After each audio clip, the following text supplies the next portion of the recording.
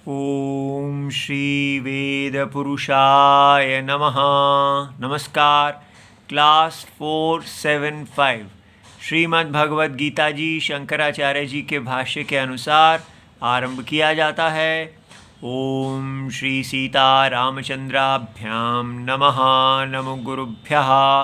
ओम अथ काल देवताः श्री विक्रमी संवत् 2082 वैशाख कृष्ण पक्षः नवमी मंगलवारः श्रवण नक्षत्रम् उत्तरायणं वसंत ऋतुः। ओम तत्सत्। श्री शंकराचार्याय गुरवे नमः। श्रोत्रादीनिन्द्रियाण्यन्ये संयमग्निषु जुह्वति शब्दादीन् विषयानन्य इंद्रियाग्निषु जुह्वति। अध्याय नंबर 4 और श्लोक है 26। पुस्तक है Gita press Gorakhpur, book number 10, Shankaracharya ji के भाष्य वाली पुस्तक। अच्छा जी, अब आज हम नए श्लोक पे आ रहे हैं और क्या चल रहा है विषय? भगवान एक है द्रव्य यज्ञ, जो जिस यज्ञ में देवताओं का तर्पण किया जाता है, जो हमारे शरीर की उत्पत्ति के लिए होता है, जिससे पुण्य और पाप आता है और हम बार बार इस संसार में शरीर को प्राप्त करते हैं। तो ये यज्ञ पहले बताया जा रहा है। उसकी तुलना में ज्ञान यज्ञ बताया जा रहा है। वो यज्ञ जिससे हम सारे यज्ञ को साक्षात यज्ञ के सत्य से पूर्ण देखते हैं। हम देखते हैं कि ये सारा जो नाम रूप और क्रिया रूप यज्ञ है, ये अपने साक्षी आत्मा ब्रह्म से पूर्ण है। ये पूरा जगत जो यज्ञ है, ये अपने कारणम माया कारणम सत्यम से पूर्ण है। तो सदा सत्य परम सत्य परमात्मा दृष्टि यज्ञ में रखना ज्ञान यज्ञ है। ये हमें बताया गया। अब यहाँ पर भगवान हमें अगले श्लोक का संबंध दे रहे हैं और हम इसको देख लेते हैं। यह अयम सम्यक दर्शनः यज्ञः। तो शंकराचार्य जी कहते हैं, यह जो सम्यक दर्शन जिसका लक्षण है, अर्थात जिसको एक सामान्य यज्ञ, जिसको दैव यज्ञ कहते हैं, उससे विलक्षण किया गया है, उससे पृथक दिखाया गया है। दैव यज्ञादिषु यज्ञेषु उपक्षिप्यन्ते। तो ये जो सम्यक दर्शन यज्ञ है, इसको दैव आदि जो यज्ञ हैं उनमें इसका उपक्षेप किया जाता है। उसको सम्यक दर्शन रूप यज्ञ का रूप दिया जाता है। धीरे धीरे भगवान हमें सारे यज्ञ को ज्ञान यज्ञ बनाने के लिए कह रहे हैं। ठीक है, तो इसलिए ये जो ब्रह्मार्पणम ब्रह्म हविः, इस प्रकार जो कहा गया, वहाँ से भगवान ने शुरू कर दिया कि ये जो दैव यज्ञ है, जो वेद में प्रसिद्ध है, उस यज्ञ को आप ज्ञान यज्ञ में बदल दीजिए। तो इत्यादि श्लोकैः, ये जो श्लोक हैं ब्रह्म अर्पण से आरंभ होने वाले और आगे जो आने वाला है श्रेयान द्रव्यमय यज्ञात, द्रव्यमय यज्ञ से ज्ञान यज्ञ श्रेय है, श्रेष्ठ है, हे परंतप इत्यादिना स्तुत्यर्थम। तो ये ज्ञान यज्ञ की स्तुति के लिए है, ठीक है, अर्थात उसकी स्तुति की जाती है जिसमें भगवान का हृदय है। तो ज्ञान यज्ञ की इन अन्य यज्ञों के दैव यज्ञ की तुलना में स्तुति प्रशंसा करने से भगवान हमें कह रहे हैं कि आपको ज्ञान यज्ञ करने वाला होना चाहिए, अर्थात ब्रह्मज्ञानी होना चाहिए। इसका ये अर्थ नहीं है कि दैव यज्ञ जो है उसमें दोष है। दैव यज्ञ करने वाले बहुत महान हैं, जो केवल जीवन को बाजार समझते हैं। उनको जब ये वेद दृष्टि मिलती है तो वो धर्म करते हैं। ये अगला स्टेप है, अगला पग है कि जो लोग वैदिक दैव यज्ञ कर रहे हैं वो कर्म फल को त्याग के ज्ञान की इच्छा करें, ठीक है। अब हम ये अगला श्लोक आरंभ करते हैं, लेकिन इसमें आपको क्या देखना है, विशेष इसमें देखना है कि भगवत गीता जी में बताए गए यज्ञ सब तपस्या रूप है और ये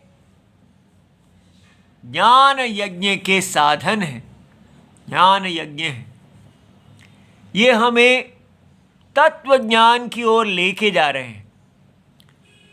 लेकिन जो आजकल बाजार में इसके नाम पे बेचा जा रहा है, आपको आश्चर्य होगा, उसमें ये सब है ही नहीं, कोई तपस्या है ही नहीं। कैसे? आप तुलना कीजिए, देखिए एक व्यक्ति हैं जो मेडिटेशन कराते हैं तो ऐसा बोलते हैं कि क्या करना चाहिए, जीवन में दुख क्यों आता है, जब आप वो चीज़ बदलने की कोशिश करते हैं जो बदली नहीं जा सकती, ठीक है। तो you are changing what can not be changed, trying to change. इसलिए आपको क्या करना है, अपने मन को सदा कहना है।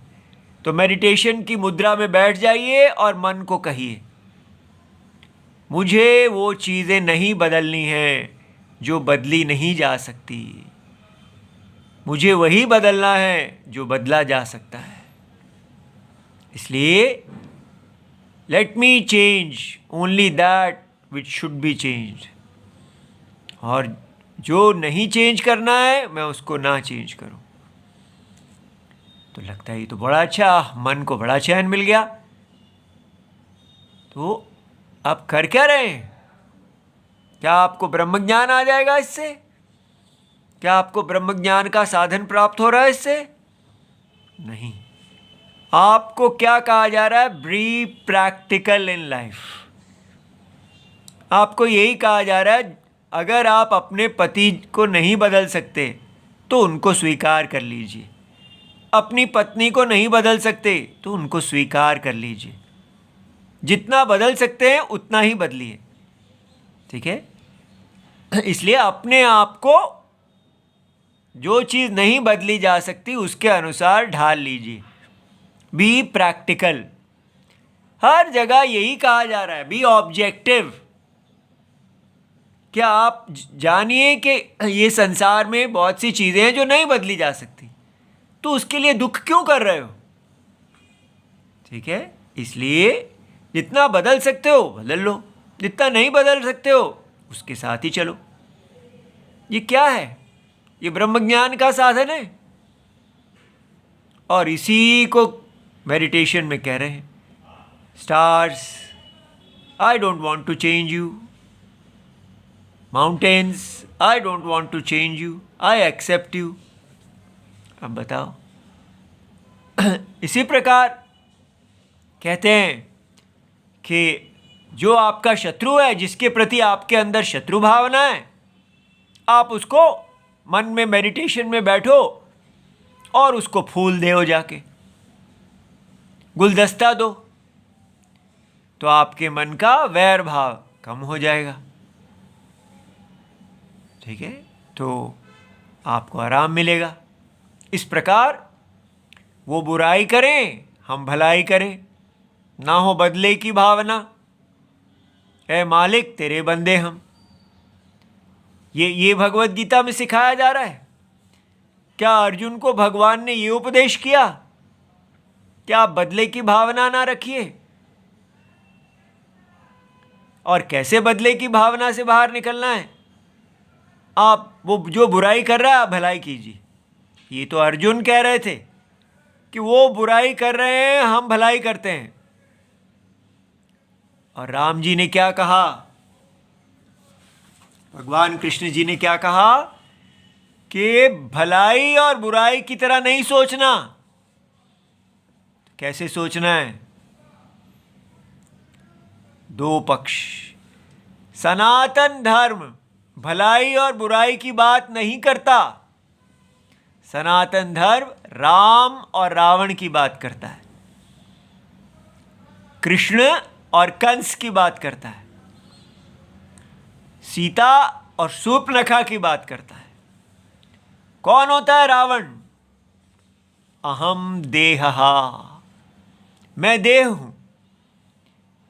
ये अविद्या व्यक्ति को रावण बनाती है। हम सब जन्म से ही रावण होते हैं। ये बताया जाता है मेडिटेशंस में। ये हमारे गुरुजी लोग ये सब बताते हैं कि हम जन्म से ही अज्ञान में पैदा होते हैं। वेद चक्षु आके हमें कहते हैं अहम देही। हम कहते हैं अहम देहहा भोग साधनम। ये देह मेरा भोग साधनम है। ये रावण है। किसी स्कूल में इसकी करेक्शन होती है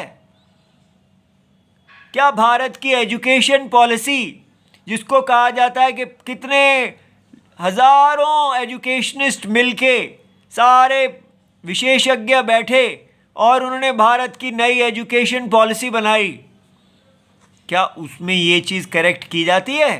क्या बच्चे को पहले बताया जाता है कि आप देह नहीं हैं, देह को भोग साधन मत समझिए?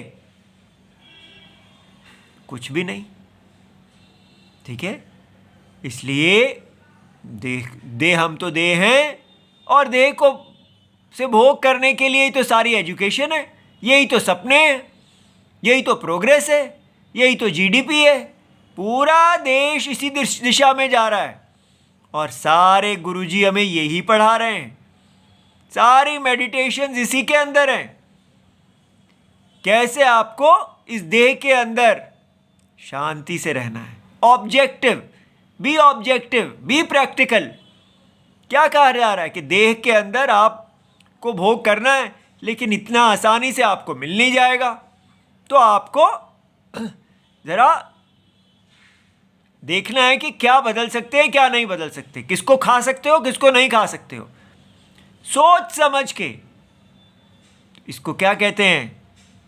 Intelligent consumerism. ठीक है, इसलिए आप सोच समझ के कंज्यूमर बनिए।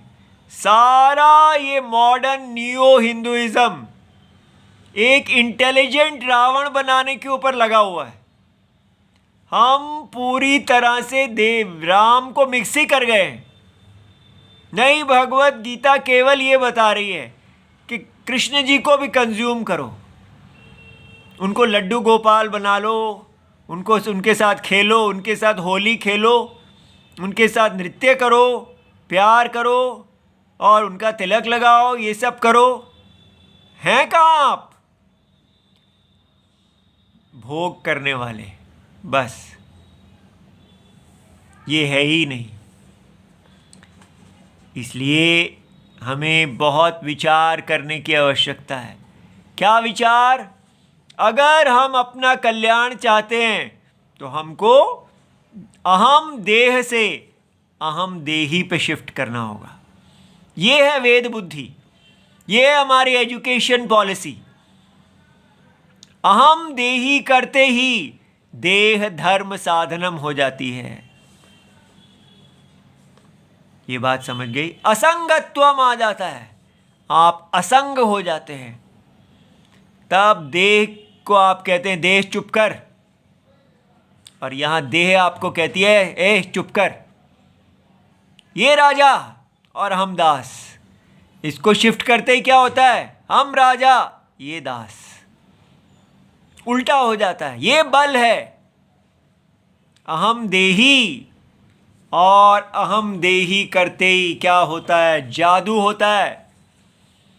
देही कहते ही, देही माने देहवान, देह वाला। देही कहते ही तो देही तो अनंत है, देही तो ब्रह्म है।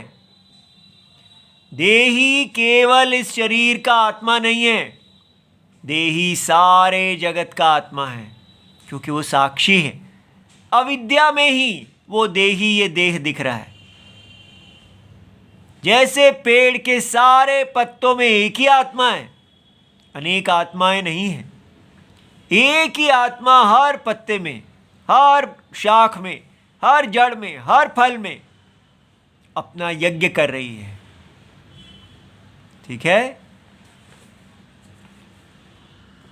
इसलिए अहम देही कहते ही हम स्वेच्छाचार, स्वेच्छाचार माने देह तृप्ति का आचरण, जो मेरी मर्जी है उसको आप वश में करते हैं। तो फिर जिएंगे कैसे?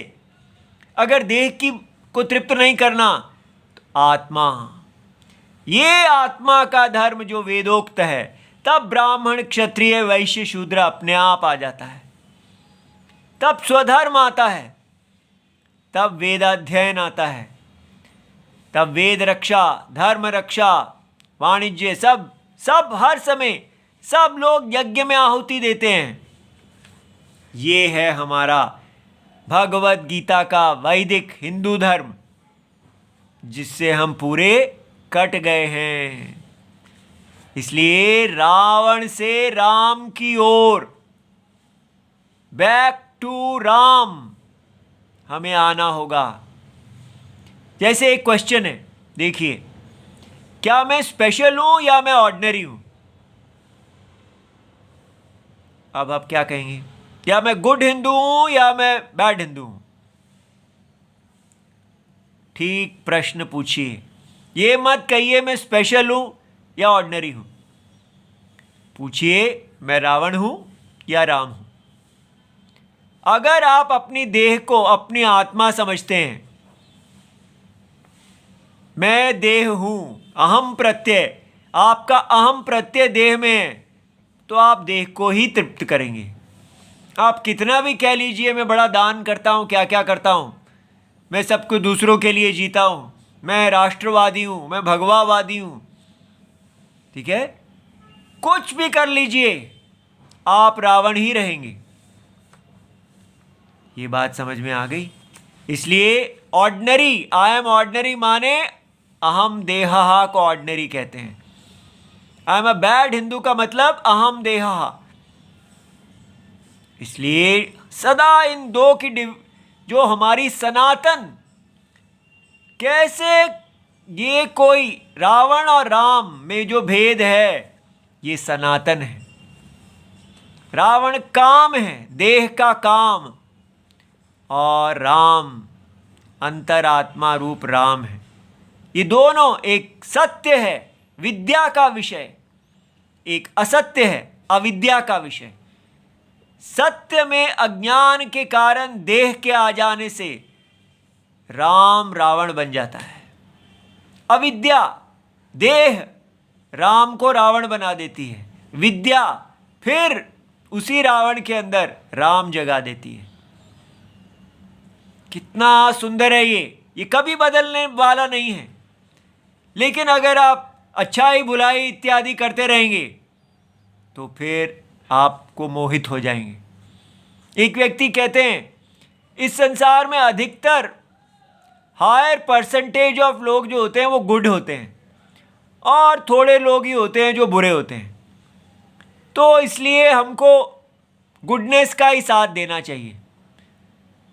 अब बताइए क्या ये ठीक है? लिखने में तो लगता है जी कितनी अच्छी बात कर रहे हैं।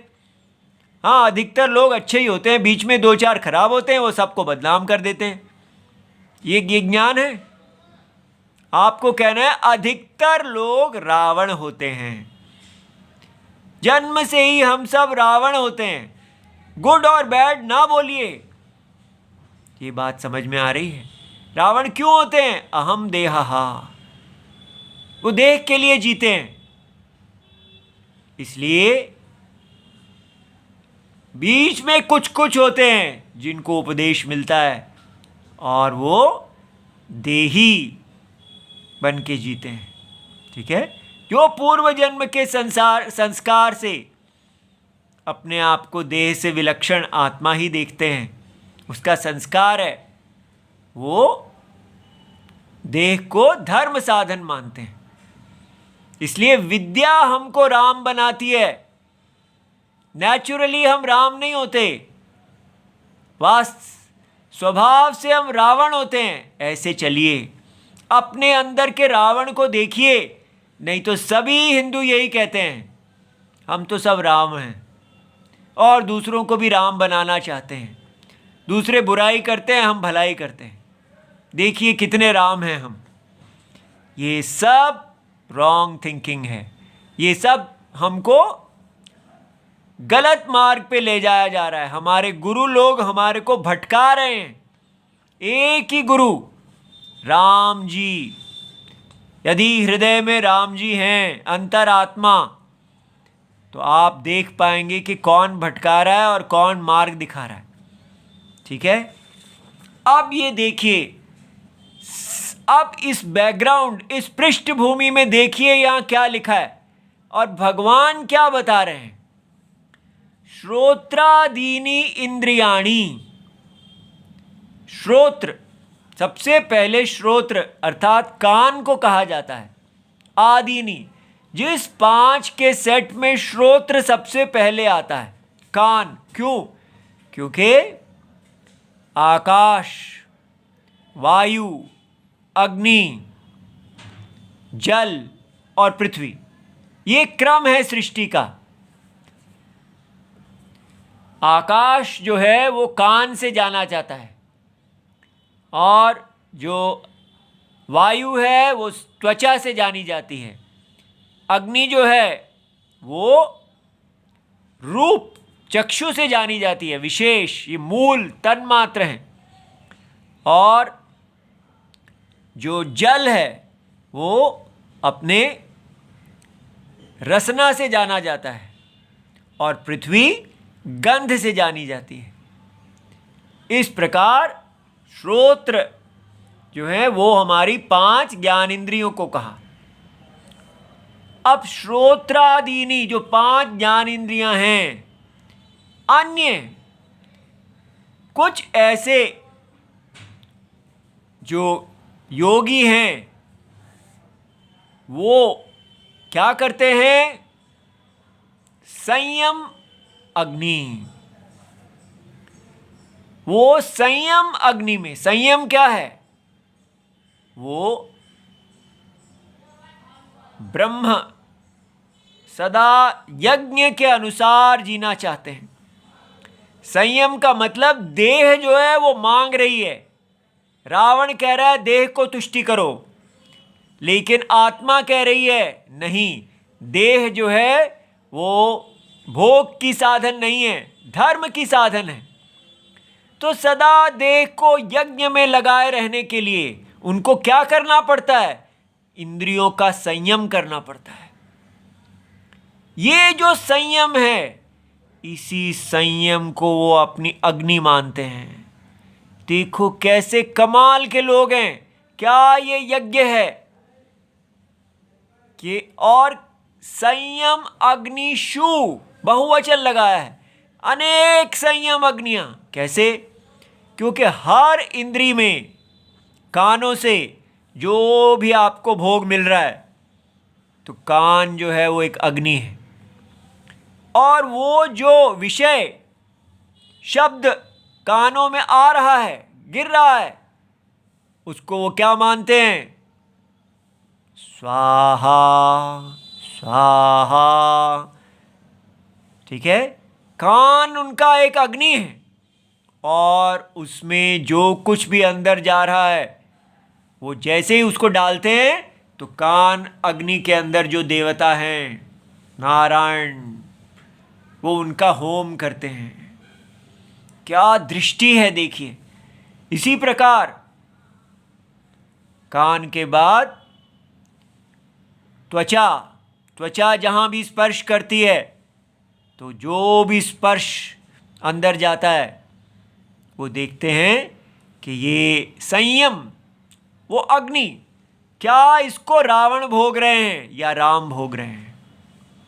हर समय दोनों में से एक है। या आपकी इंद्रियों में जो आप अंदर ले जा रहे हैं वो उस संयम अग्नि में जाता है तो राम जी भोगेंगे, और अगर स्वेच्छाचार से जाता है तो रावण भोगेगा। हर समय आप कौन से देवता को हवन कर रहे हैं? ठीक है, इसीलिए कहते हैं असुर जो हैं वो देवताओं का हवन छीन लेते हैं। जब हम देह को तृप्त करने लगते हैं तो असुर जीतते हैं, और जब हम देही को तृप्त करते हैं और देह को केवल यज्ञ साधन बनाते हैं तो राम जी जीतते हैं, देवता जीतते हैं। और देवताओं को जीतने के लिए सदा राम जी की सहायता चाहिए होती है, असुरों को राम नहीं चाहिए होते। ये देखिए कौन सिखाता है ऐसे मेडिटेशंस हमको? संयम। हमको संयम अगर कोई सिखाता है तो इतना ही कहता है, बी प्रैक्टिकल। उतना ही खाओ जितना पचा सकते हो, जो पचा नहीं सकते मत खाओ। क्यों अपने आप को दुख देते हो? अब बताइए, ये जो बी प्रैक्टिकल है ये कह रहा है आप देह हो, ये जानो, और अगर आप अपनी देह से अधिक खा लोगे तो आपको दुख हो जाएगा। इसलिए बी ऑब्जेक्टिव, अपने विल पावर को लगाओ। संयम का मतलब विल पावर बता दिया जाता है। और यहां क्या है संयम? कि आप अंतरात्मा राम जी में शरण लेते हैं। आप यज्ञ को देखते हैं कि मैं यहां पर यज्ञ पुरुष हूं, साक्षात जगत की आत्मा सर्वत्र व्याप्त है।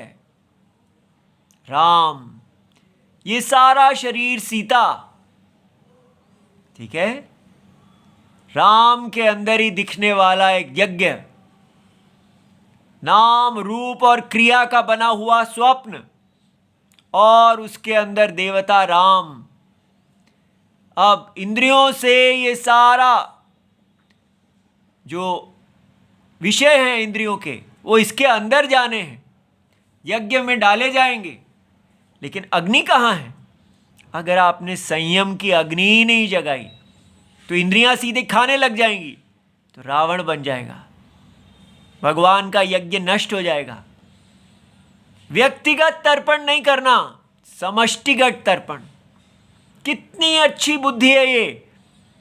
जैसे सूर्य, चंद्र, पहाड़, पेड़, नदियां आदि सब व्यक्तिगत तर्पण के लिए नहीं जी रहे, सब लोग एक समरसता में चल रहे हैं, अपने अपने ऑर्बिट में।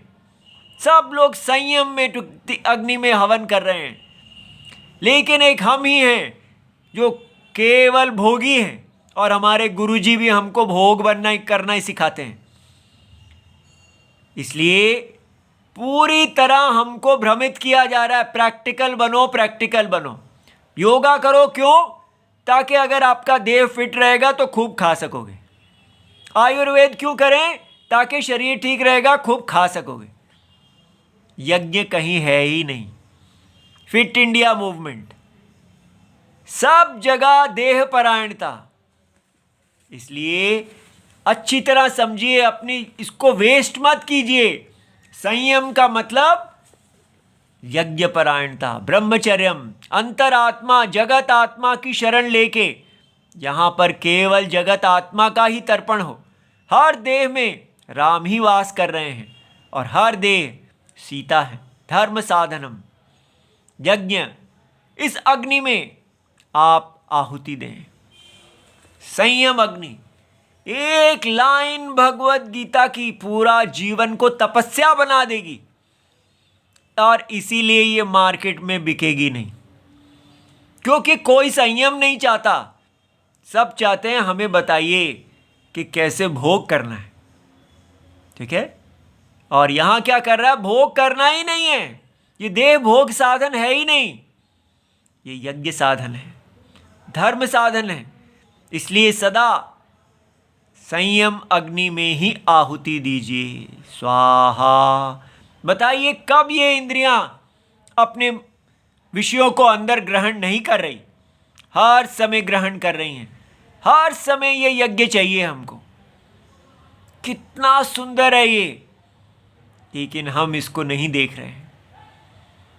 अभी आगे भी देखेंगे, कल भाष्य भी देखेंगे, तो इसके ऊपर विचार करें। सदा अपनी इंद्रियों के ऊपर ध्यान दें।